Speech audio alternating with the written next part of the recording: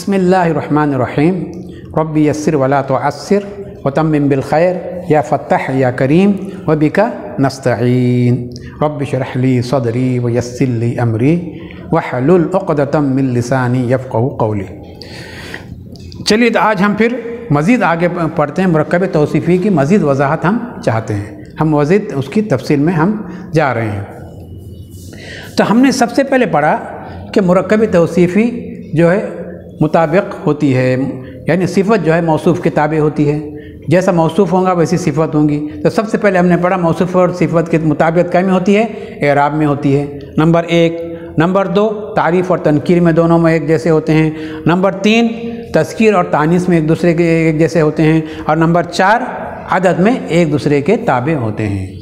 हाँ, तब कहते हैं एराब किसको कहते हैं? एराब आपको नहीं मालूम एराब किसको कहते हैं?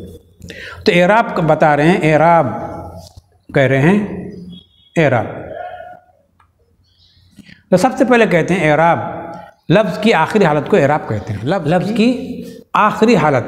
अब लफ्ज़ कौन सा है? समझ लो ज़ैद है, तो ज़ैद का आखिरी हर्फ कौन सा है? दाल है।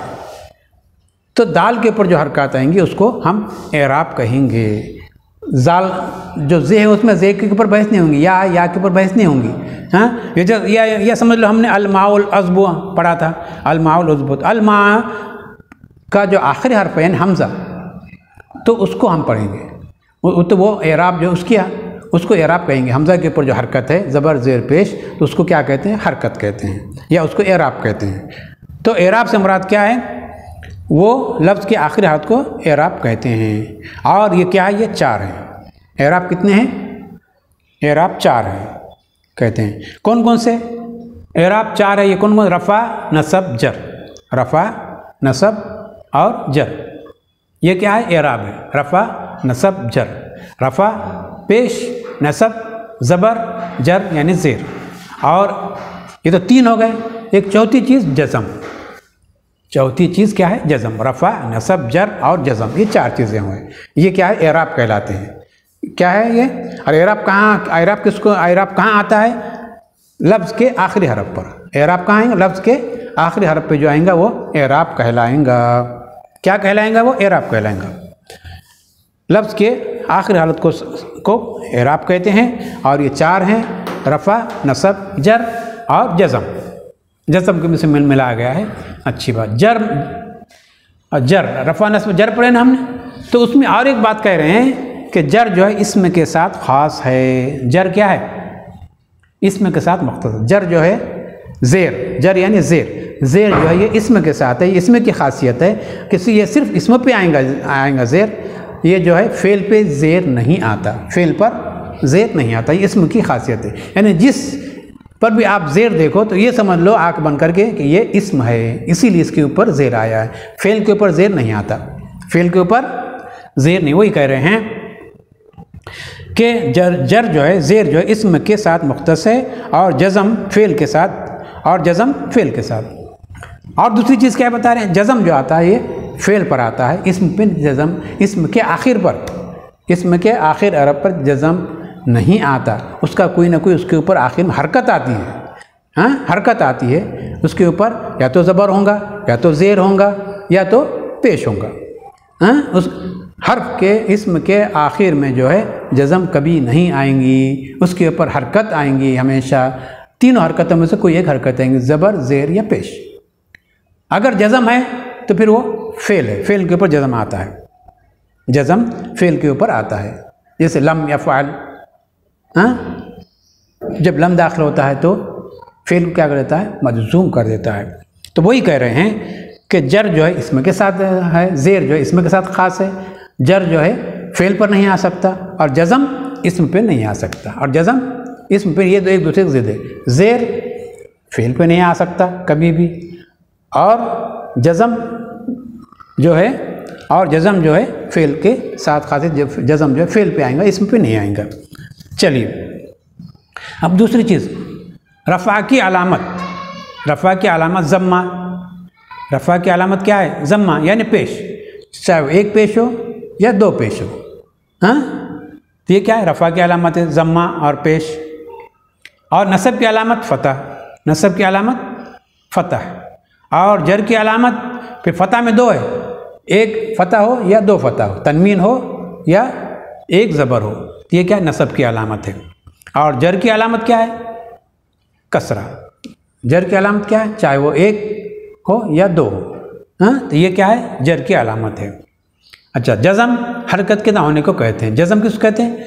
जज़म उसको कहते हैं कि भाई इसके ऊपर कोई हरकत नहीं है, तीनों हरकतों में से कोई भी हरकत ना हो तो उसको क्या कहते हैं? चौथा नाम क्या देते हैं उसको? जज़म। क्या देते हैं उसको नाम? जज़म। तो ये हमारी बात क्या समझ में आ रही है अब तक? रफ़ा की अलामत, रफ़ा की अलामत ज़म्मा यानी पेश, पेश चाहे एक हो या दो हो। नसब की अलामत क्या? फतह है, चाहे एक हो या दो हो। कसरा की जमा ज़ेर, चाहे एक हो या दो हो। और अगर ये तीनों हरकतें नहीं हैं उसके ऊपर, रफ़ा नसब जर तीनों में नहीं है, तो उसके क्या मतलब है? वो जज़म है, मजज़ूम है, हाँ। तो उसके ऊपर क्या हरकत रहेंगी? जज़म की हरकत रहेंगी। जज़म को भी हरकत में शुमार किया जाएगा उस वक्त में जब ज़ेर ज़बर पेश ना हो, तो क्या होगा? उसको क्या समझा जाएगा? ये इसके ऊपर जज़म है और ये हर्फ जो है मजज़ूम है। तो चलिए, हो गया, अब समझ में आया? हर्फ ना होने को कहते हैं। अच्छा जी, अब क्या है? रफ़ा वाले इसमों को मरफू कहते हैं, जिसके ऊपर पेश आए, हाँ। तो रफ़ा तो उसके पेश को कहते हैं, रफ़ा उसके पेश को, जो ऊपर जो पेश है उसको रफ़ा कहेंगे। लेकिन जिसके ऊपर वो पेश है, जिसके ऊपर वो पेश आया, हम ये कह रहे थे कि इस पर जज़म आए, यानी हरकत जब जज़म होता है इसका मतलब ये होगा कि उस पर कोई हरकत नहीं है, उस हर्फ पे कोई हरकत ना होने की अलामत क्या है? कि उस पर जज़म हो। चलिए, इसी तरह रफ़ा वाले इसमों को जिसके ऊपर पेश है, जिसको रफ़ा हम कह रहे हैं, तो रफ़ा जिस इसम पर आएगा उसको क्या कहेंगे? हम मरफू कहेंगे। यानी मरफू यानी जिसके ऊपर रफ़ा है। एक होती है अलामत रफ़ा यानी पेश, और एक होते जिसके ऊपर वो पेश है, जिसके ऊपर वो पेश, उसको क्या कहेंगे? उस हर्फ को, इस इसम को मरफू कहेंगे। जिसके ऊपर वो पेश आ रहा है उसको हम मरफू कहेंगे।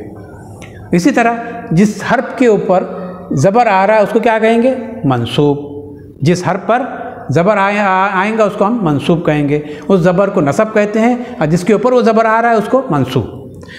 उस पेश को हम रफ़ा कहेंगे, और जिस हर्फ के ऊपर वो पेश आ रहा है, जिस इसम के ऊपर वो पेश आ रहा है, तो उसको उस इसम क्या कहेंगे? हम मरफू।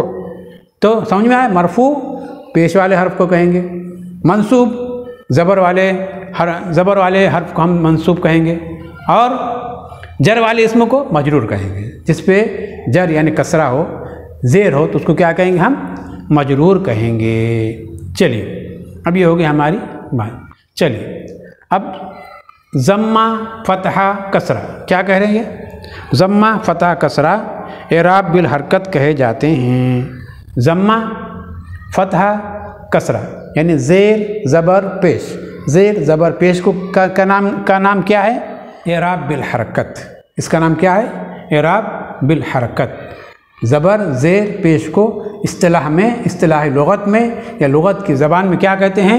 एराब बिल हरकत कहते हैं। एराब बिल हरकत कहते हैं। समझ में आया?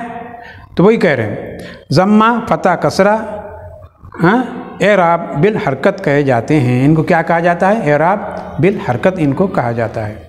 एराब की एक दूसरी किस्म, एराब की एक दूसरी किस्म एराब बिल हुरूफ भी होती है। ये इसलिए बताया जा रहा है कि एराब की दरअसल में एराब जो है दो तरह का आता है, या यूँ कहिए एराब की दो किस्में होती हैं। एराब की दो किस्में होती हैं, एक एराब बिल हुरूफ, एक एराब बिल हरकत।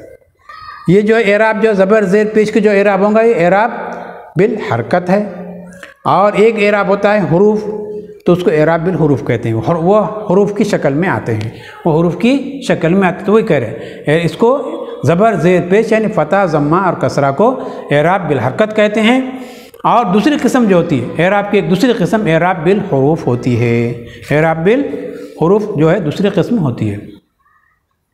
और एराब बिल हुरूफ जो है ये अलिफ वाव और या के साथ आते हैं। एराब बिल हुरूफ अलिफ वाव और या के साथ आते हैं, यानी अलिफ वाव या के साथ ये अटैच होते हैं, मिले हुए होते हैं, तो उनको एराब बिल हुरूफ कहा जाता है। तो ये समझ में आ गया एराब की दो किस्में हैं। एक एराब बिल हरकत, एराब बिल हरकत यानी ज़ेर ज़बर पेश के साथ जो एराब आएगा उसको एराब बिल हरकत कहेंगे। और एक एराब होता है एराब बिल हुरूफ, यानी हुरूफ की शक्ल में वो एराब आता है अलिफ वाव और या के साथ, अलिफ वाव या के साथ, होता है तो उसको एराब बिल हुरूफ कहते हैं। हाँ, इसकी तफसील और इसका इस्तेमाल आप बाद में और मज़ीद तफसील से पढ़ेंगे। तो अभी इतना ही समझ लो कि एराब की दो किस्में होती हैं, एक एराब बिल हरकत और एक एराब बिल हुरूफ। एराब बिल हरकत यानी ज़बर ज़ेर पेश की जो एराब होता है उसको एराब बिल हरकत कहते हैं, और एराब बिल हुरूफ यानी जो हुरूफ के साथ आएंगे, हर्फ के साथ आएंगे। हर्फ यानी अलिफ एक हर्फ है, वाव एक हर्फ है और या एक हर्फ, तो इनके साथ भी एराब आता है तो उसको एराब बिल हुरूफ कहेंगे। वो तफसील उसकी आइंदा इंशाअल्लाह आ जाएंगी। चलिए, तो वही कह रहे हैं। हाँ, अच्छा, अस्माए सित्ता यानी अबुन अखुन वग़ैरह, अस्माए सित्ता यानी अबुन अखुन वग़ैरह में रफ़ा के लिए वाव, रफ़ा के लिए वाव और नसब के लिए अलिफ, नसब के लिए अलिफ और जर के लिए या का इस्तेमाल होता है। हाँ, या का इस्तेमाल होता है। तो ये अस्माए सित्ता मुकब्बरा के साथ ये ख़ास है। हाँ, क्या अस्माए सित्ता मुकब्बरा का एराब क्या होता है?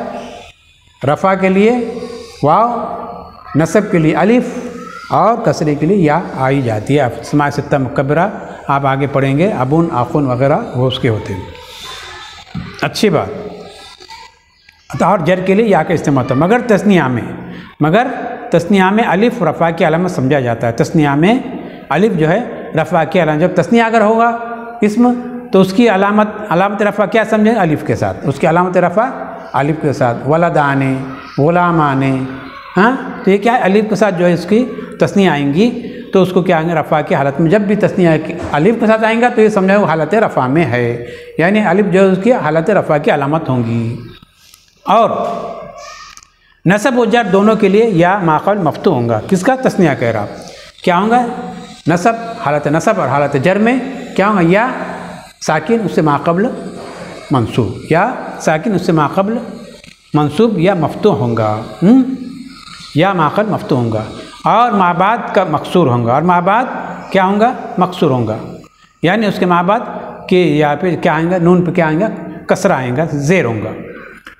तो तस्निया का एराब में बता दिया उन्होंने। तस्निया का एराब जो है हालत रफ़ा में अलिफ के साथ आएगा, और हालत नसब और जर में या माक़बल मंसूब या माक़बल मफ्तूह फ़तह होगा, और उसके या के बाद जो हर्फ आएगा उस पर कसरा होगा। या के बाद जो हर्फ होगा नून होगा तो उसको क्या होगा? कसरा होगा। जैसे खालिदैनी, जैसे खालिदैनी जमा मुकस्सर सालिम में, और जमा मुज़क्कर सालिम में रफ़ा के लिए वाव, जमा मुज़क्कर सालिम में रफ़ा के लिए वाव और नसब जर के लिए या माक़बल मकसूर होता है। जैसे मुस्लिमूना और मुस्लिमैनी, कौन सा है? जमा मुज़क्कर सालिम है। रफ़ा के लिए वाव और नसब जर के लिए या माक़बल मकसूर, या माक़बल मकसूर होता है। रफ़ा और वाव और नसब जर के लिए या माक़बल मकसूर होता है। यहाँ से मुस्लिमीना होता है, मुस्लिमैन वो तस्निया के एराब। ये जमा मुज़क्कर सालिम, जमा मुज़क्कर सालिम का एराब क्या होता है? कहते हैं हालत रफ़ा में वाव के साथ, यानी मुस्लिमूना होगा, हाँ, वाव के साथ, और नसब जर में या माक़बल मकसूर होगा, यानी मुस्लिमीना, मुस्लिमीना। हालत नसब में भी मुस्लिमीना आएगा और हालत जर में भी मुस्लिमीना ही आएगा। और माबाद मफ्तूह, और माबाद मफ्तूह यानी आय तस्निया, यानी आय तस्निया के बरअक्स आता है। जैसे खालिदीना कैसा आता है? नसब जर के लिए या माक़बल मकसूर और माबाद मफ्तूह, और माबाद मफ्तूह यानी आय तस्निया के बरखिलाफ़ आता है। तो जमा मुज़क्कर सालिम में हालत रफ़ा में कैसा होगा? वो वाव के साथ होगा, मुस्लिमूना, हाँ, मुस्लिमूना वाव से पहले पेश, और नून उसके बाद वाले हर्फ पर क्या होगा? ज़बर होगा। और हाथ नसब और जर में या माक़बल मकसूर, यानी या से पहले जो ज़ेर होगा और नून जो है मफ्तू होंगी, नून जो उसके बाद वाला हर्फ क्या होगा? मफ्तू होगा, यानी माक़बल मकसूर और माबाद मफ्तूह यानी आय तस्निया के बरखिलाफ़ होगा। तो यहाँ तक हमने मुरक्कबे तौसीफ़ी पढ़ ली। अब इसके बाद हम तमरीन शुरू करेंगे इंशाअल्लाह। कल हम तमरीन पढ़ेंगे। व आखिरु दाअवाना अनिल हम्दुलिल्लाहि रब्बिल आलमीन।